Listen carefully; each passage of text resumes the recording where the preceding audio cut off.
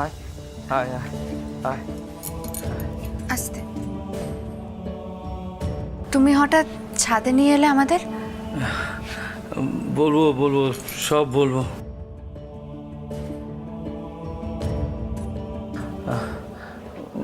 বাবা রিভু, তোমাকে একটা জিনিস আনতে বলেছিলাম, মনে আছে তোমার? হ্যাঁ এনেছি তো, আমি এক্ষুনি আনছি, 1 মিনিট। হ্যাঁ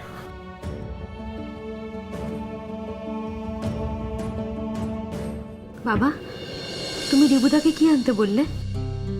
একটু অপেক্ষা কর, এক্ষুনি জানতে পারবি। হ্যাঁ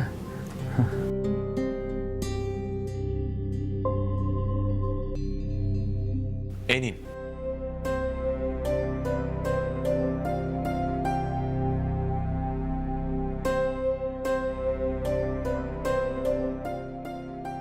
আরে এ তো টগরের চারা, কি হবে? একটা অনুমতি নেওয়ার আছে, যদি আপনি। এসব আপনি কি বলছেন? এসব কথা আপনার ক্ষেত্রে খাটে না, এসব আপনি বলবেন না বেয়াই মশাই। ঠিকই তো, আপনি এত বছর অন্যের পাপে ঘর ছাড়া কত কষ্ট করে নিজের জীবনটা কাটিয়েছেন। আপনার আজকে নিজের মেয়েদের আপনি ফিরে পেয়েছেন, কত আনন্দের দিন। আর আমাদেরকে পর ভাবছেন কেন? আমরা আপনার আপনজন। আপনি আবেদন করবেন না, আপনি যা বলবেন তাই হবে। ঠিক বলেছে। টগর গাছ আমার সুধার খুব প্রিয় ছিল জানেন। ভিটে বাটি ছেড়ে আমরা কলকাতায় চলে আসলাম। বিষয় সম্পত্তি নিয়ে এমন গন্ডগোল শুরু হলো যে আমরা পালিয়ে বাঁচছিলাম। ওই ওই ভাড়া বাড়িতে না, আমার সুধা একটা টগর গাছ পুঁতেছিল। খুব যত্ন করতো জানেন, রোজ জল দিত, দাঁড়িয়ে দাঁড়িয়ে গাছটাকে দেখতো।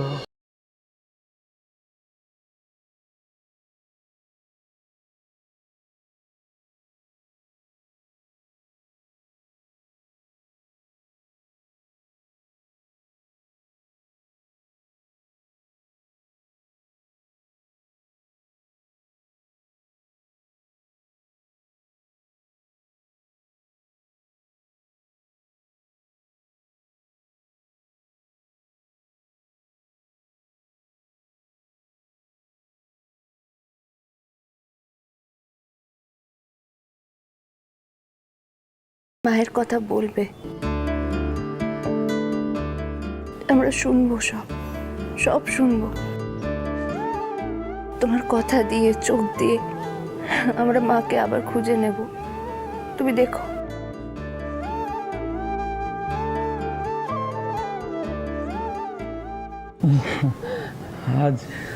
আজ আনন্দের দিন মা, আজ মন খারাপের দিন না, আজ দুঃখের দিন না। কিন্তু তবু এই কথা তো সত্যি যে তোদের মা খুন হয়েছিল। তোদের মায়ের শরীরটাকে জলে ভাসিয়ে দেওয়া হয়েছিল।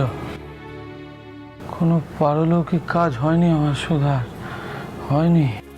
কোনো পারলৌকিক কাজ হয়নি জানিস। হ্যাঁ সত্যি উনি মৃত্যুর পরেও নির্যাতন ভোগ করেছেন, সামান্য সম্মানটুকু পাননি। ভাবলেও বুকের ভেতরটা একেবারে কষ্টে ভরে যায়। আমারও একটা কথা আপনাকে।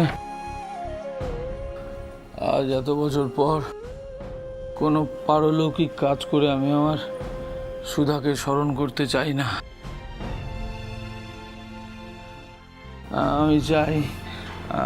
আমি চাই আমার নিজের মতো করে ওকে ভালোবাসা জানাতে, ওকে শ্রদ্ধা জানাতে। দেবেন আপনার বাগানে ওই টগর গাছটা একটু রাখতে দেবেন, বলুন না, দেবেন? হ্যাঁ দেবেন। ওই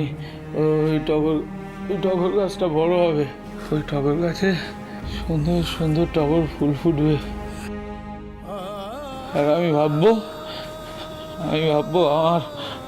আমার সুধা দাঁড়িয়ে দাঁড়িয়ে ওই টগর ফুল দেখছি আর মুগ্ধ হয়ে হাসছি। হ্যাঁ দেবেন তো আপনি, দেবেন তো, দেবেন তো, হ্যাঁ দেবেন তো। নিশ্চয়ই আমি আপনি কাছে রাখবেন। আমি তো বুঝতে পারছি যে আপনি কাজটার মধ্যে দিয়ে আপনার স্ত্রীকে বাঁচিয়ে রাখতে চাইছেন।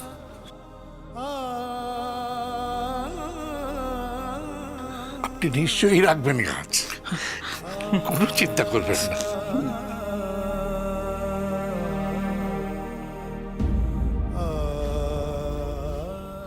আসুন বাবা।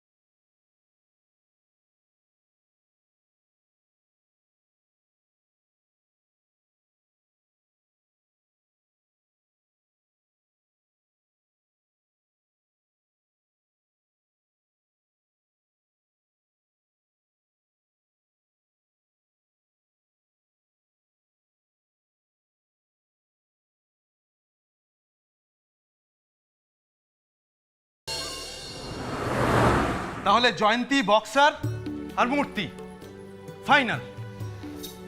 আহা, সবুজের মাখামাখি, নীল আকাশের হাতছানি, পাখির ডাক, তিত্তির করে বয়ে চলা নদী, নীল পাহাড়, এই সব কিছু আমরা একসঙ্গে এনজয় করব। এই তার মানে ডুয়ার্সটাই ফাইনাল তো? একদম ফাইনাল। দাঁড়াও, আচ্ছা বড়দা ভাই, বলছি যে এত কম সময় ঘর পাওয়া যাবে? আরে সাক্ষ্যদা তো আমাদের টিকিটের ব্যবস্থা করে দেবে বলেছে। আর আমার এক বন্ধু ওখানে কটেজ ভাড়া দেয়, আমি তাকে ফোন করে বলে দেবো, ব্যাস প্রবলেম সলভ। কিন্তু আমাদের এবার সতর্ক থাকতে হবে। সতর্ক কেন? আচ্ছা, কেন সতর্ক থাকতে বলছিস একটু বলবি? এর আগেরবার বেড়াতে গিয়ে অনন্যাদি ছদ্মবেশী সুকুমারকে বাবা সাজিয়ে আমাদের ফ্যামিলিতে ঢুকে পড়েছিল, মনে আছে? দাদা এভাবে ব্রেক করছিলেন কেন? সামনে দেখুন কি অবস্থা। দাদু, বাবা, বাবা কি হলো? ও বাবা, কি হয়েছে তোমার বলো বাবা? তুই আবার কেন এসব কথাগুলো তুলছিস বলতো?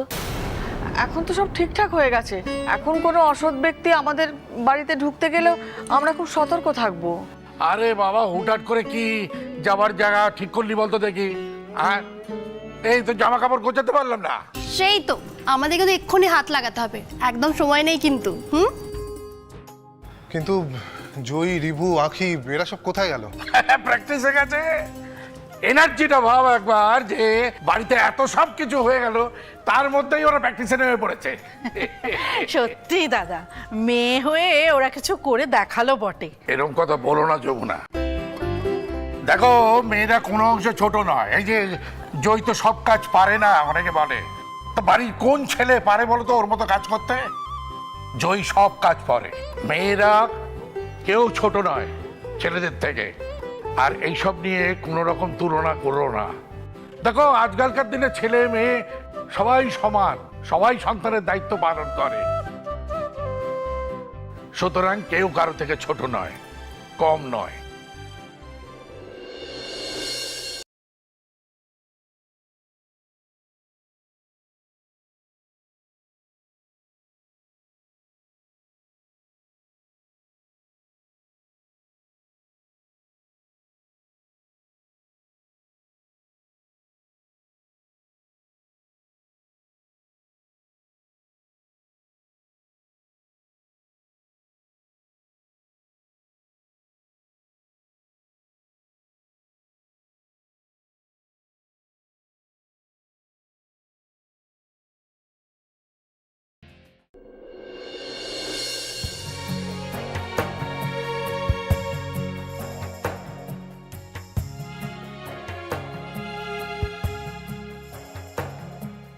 রাত কত হয়েছে খেয়াল আছে? কি করছো তুমি এসব?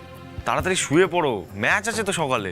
হ্যাঁ জানি, তার জন্য তো সবকিছু গুছিয়ে রাখছি আগে থেকে। এত কি গোছানোর দরকার আছে আমি তো বুঝতে পারছি না। ঘুমিয়ে পড়ো তাড়াতাড়ি। না, আজ আমার কিছুতে ঘুম আসবে না। আমার খুব টেনশন হচ্ছে, কি হবে কালকে, আমার খুব ভয় করছে। টেনশন হচ্ছে কেন? দুই বোন একটু আগে তো কনফিডেন্টলি গলা ফাটালে যে কালকে ম্যাচ খেলে নাকি ফাটিয়ে দেবে। হ্যাঁ তা হয়তো বলেছি, তো এখন আমার খুব টেনশন হচ্ছে। এখন আর তা মনে হচ্ছে না, জানো তো। টেনশন হচ্ছে না? আমার কাছে একটা উপায় আছে জানো তো, সেটা অ্যাপ্লাই করলে 100% গ্যারান্টি দিয়ে বলতে পারি সব টেনশন দূরে চলে যাবে। তুমি একটা কাজ করো, আমার কাছে এসে আমি তোমাকে একটু ভালোবেসে দিচ্ছি, সব টেনশন দূরে চলে যাবে, আমি গ্যারান্টি দেখো দিচ্ছি। আমার বিশ্বাস ভালো করো। লাগছে না, এইসব করো না তো, একদম ভালো লাগছে না আমার। এত এত টেনশন হচ্ছে, তুমি তার মধ্যে উফ।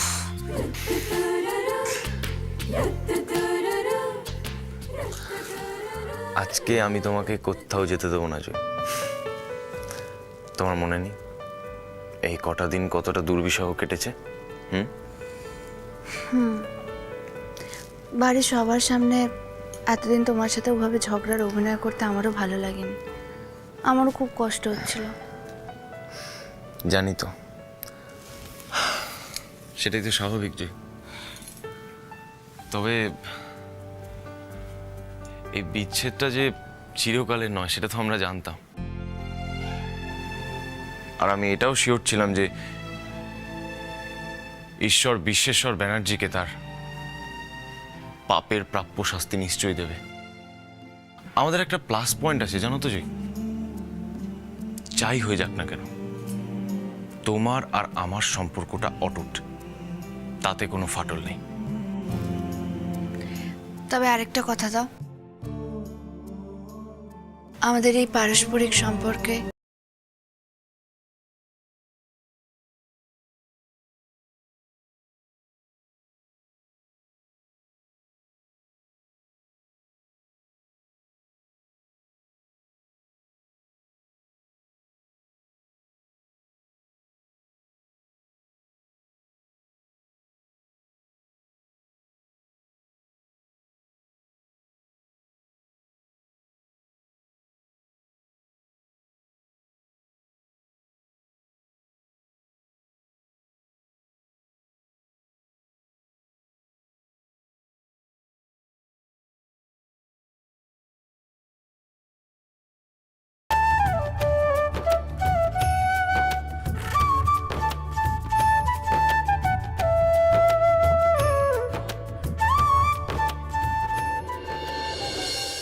নতুন জুতো খেলার জন্যে, কিন্তু শুধু আমার জন্যই এনেছো?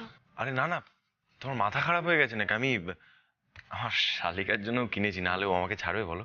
তবে আমি ওকে আগে দিয়ে এসেছি, তুমি এটা নাও। আর হ্যাঁ, কাল গোল্ড কাপ কিন্তু জেতা চাই।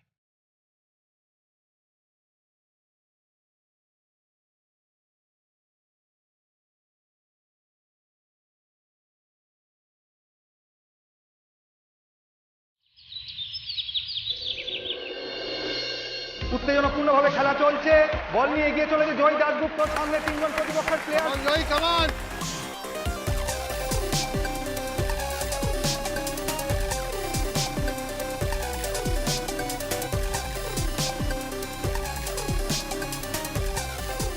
সামনে তিনজন প্রতিপক্ষের প্লেয়ার কাটিয়ে বল দিল আঁখি মৈত্রর পায়, এবং একটি অসাধারণ শট। গোল! গোল গোল গোল! আঁখি মৈত্র গোল করে আজকে তার টিমকে এগিয়ে দিল। যদিও এই গোলে সিংহভাগ কর্তৃত্ব দাবি করতে পারে জয়ী, তার অসাধারণ পাশেই আঁখি এই গোলটি করলো। এই গোলের সাথে সাথে 11 ড্রাগন 1-0 গোলে এগিয়ে গেল। আজকের খেলায় আঁখি এবং জয়ী দুই বোন অসাধারণভাবে খেলছে। দেখতে দেখতে খেলা আবার শুরু হয়ে গেল।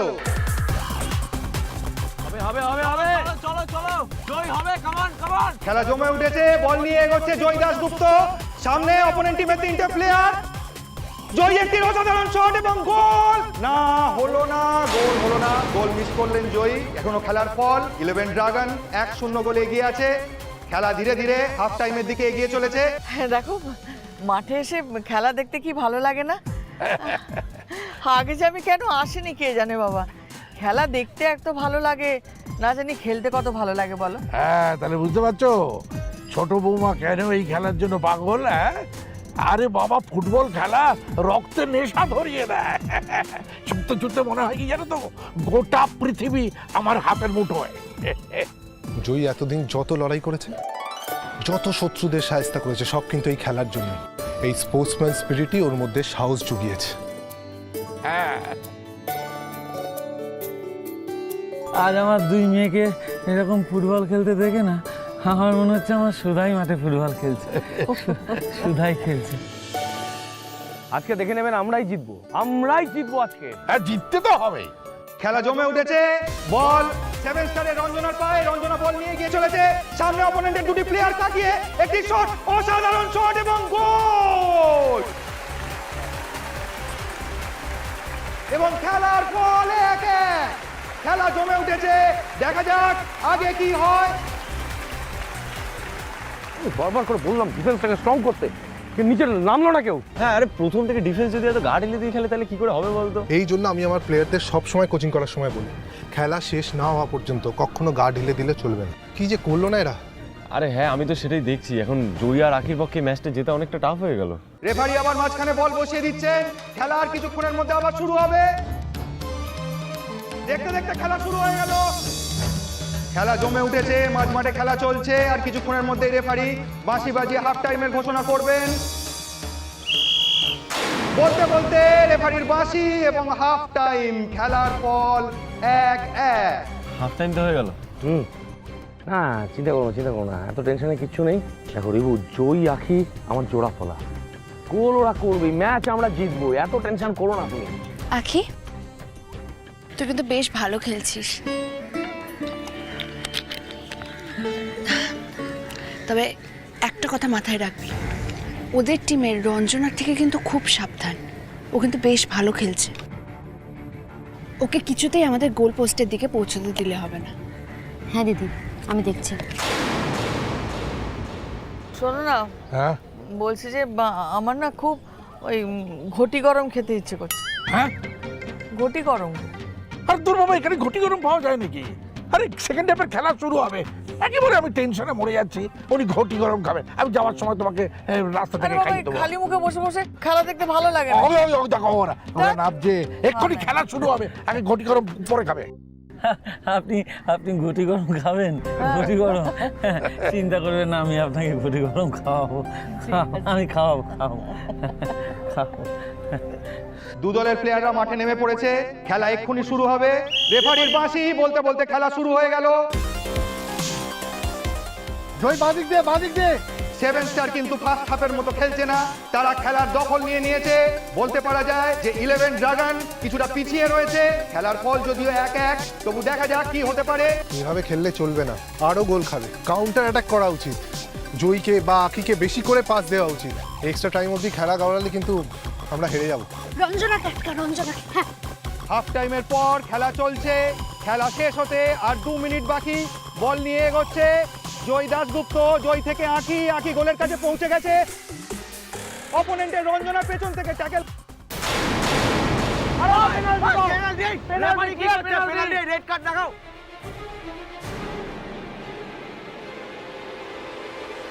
কিছু হয়নি, কিছু না। আমি যাও। একদম চিন্তা করতে হবে না, আপনি শান্ত হয়ে বসুন।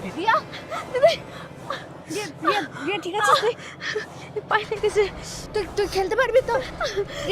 খুব খুব লেগেছে পায়ে।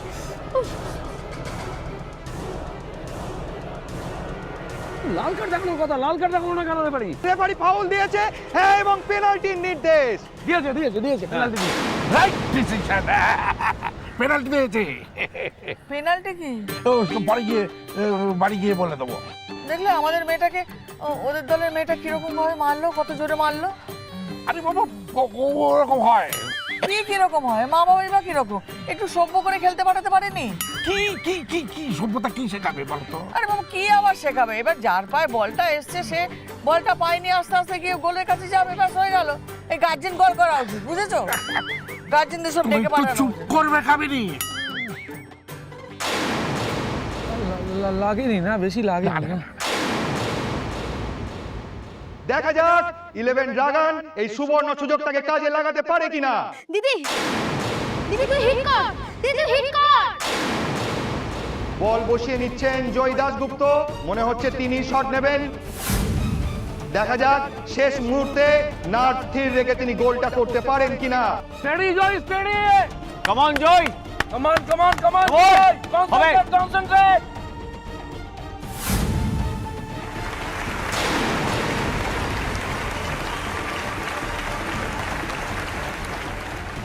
আরে ছোট বৌমা খেলবে? যার মা এত ভালো ফুটবল খেলতো, মেয়ে তো ভালো ফুটবলার হবেই। সেই মায়ের রক্তই যে বইছে তোর শরীরে। কাল গোল্ড কাপ কিন্তু জেতা চাই। দিদি তুই হিট কর, দিদি তুই হিট কর।